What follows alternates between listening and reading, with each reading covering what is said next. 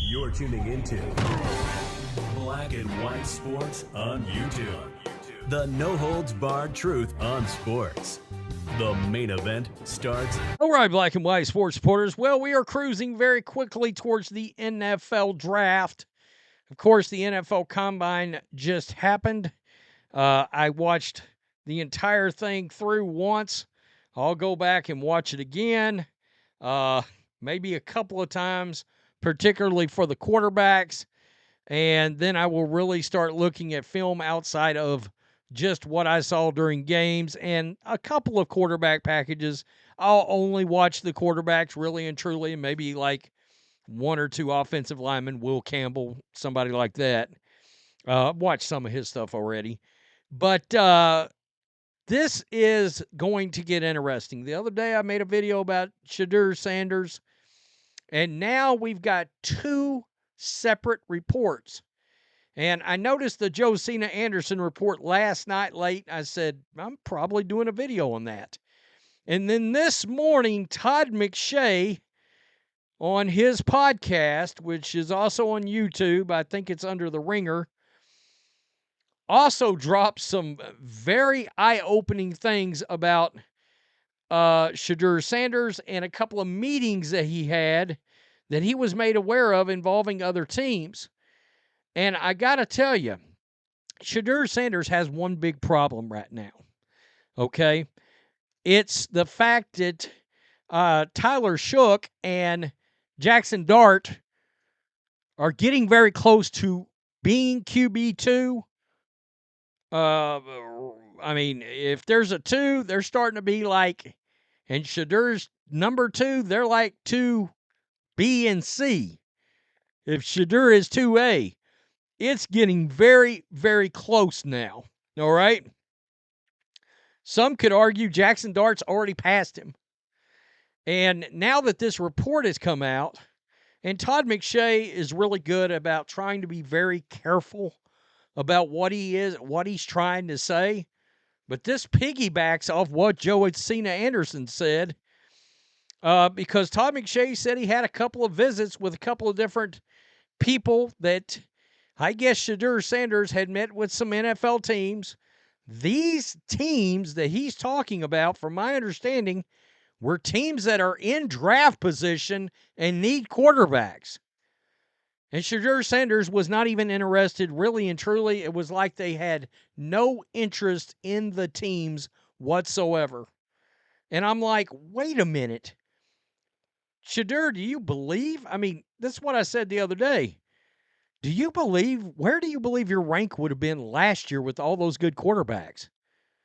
You'd have been back in the Bo Nix, J.J. McCarthy region. I mean, that's how far back we're talking here. Shedeur Sanders has got a couple of issues here. He holds on to the ball too long. All right, that sounds like Caleb Williams. But he does not have Caleb Williams' athleticism. He's not fast. He's not quick. All right? I mean, when he does deliver the right pass, great. But he doesn't he holds on to the ball. He tries to find a place deep to throw it. And he's passing up the easy wins when you're a quarterback. The stuff that Bo Nix is fantastic at. This is going to get very interesting. This is officially the most interesting story, I think, going into the draft is Shedeur Sanders, and is he about to take a titanic drop in the draft? Todd McShay had some interesting things to say about Shedeur Sanders after talking to two NFL teams who are looking to draft a quarterback. On the McShay Show, McShay revealed what the two teams drafting in the top 10 said about Sanders after meeting with him. Quote, the two people that I spoke to were in meetings and had these individual meetings that I just laid out to you, what they are, who's in there, and why they're important.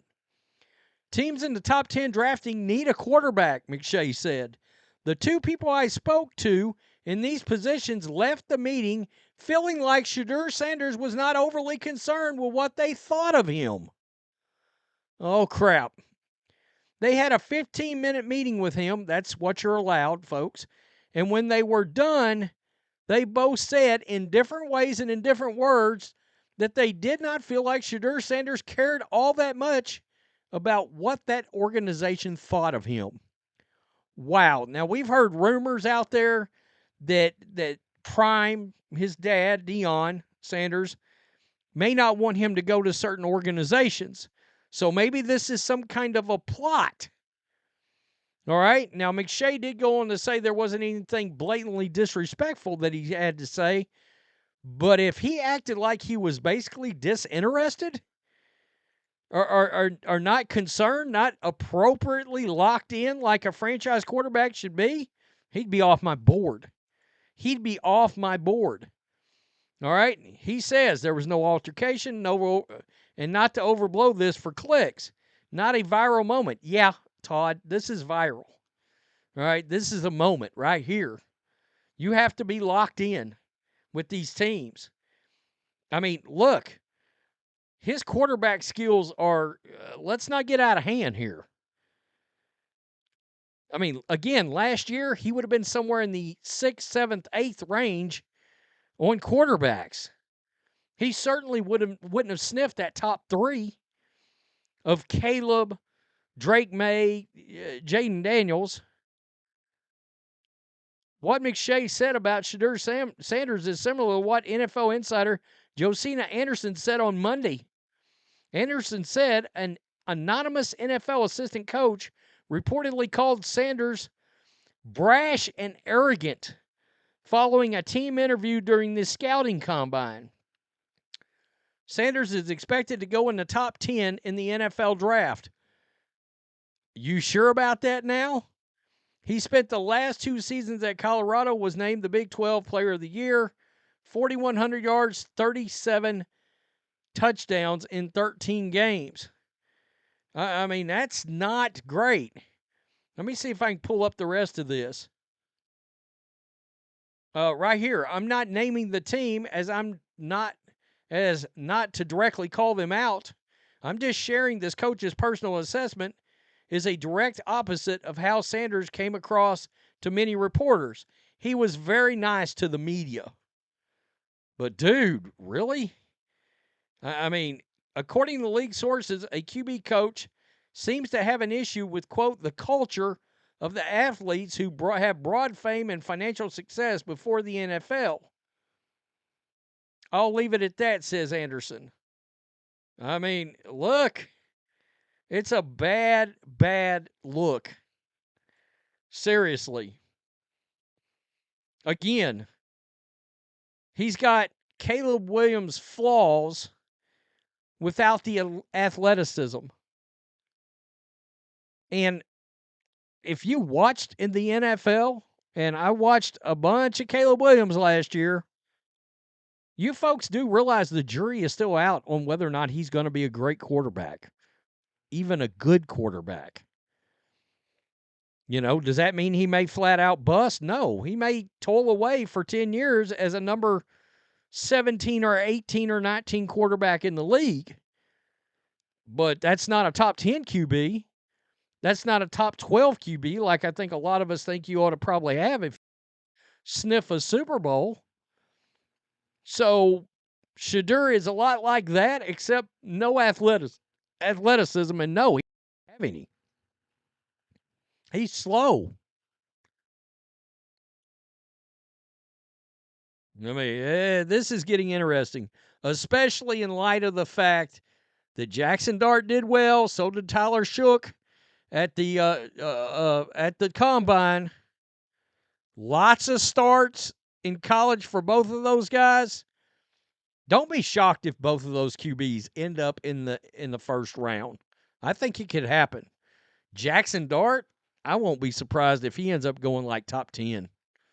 Somebody may skip Sanders to draft Dart. I'm saying it right here, right now. If it was me, I'd absolutely take Dart over Sanders. And I'm not sure it's that close, to be honest. Peace, I'm out. Till next time. Thanks for watching the show. Be sure to like, comment, and subscribe. Be sure to tune in next time on Black and White Sports.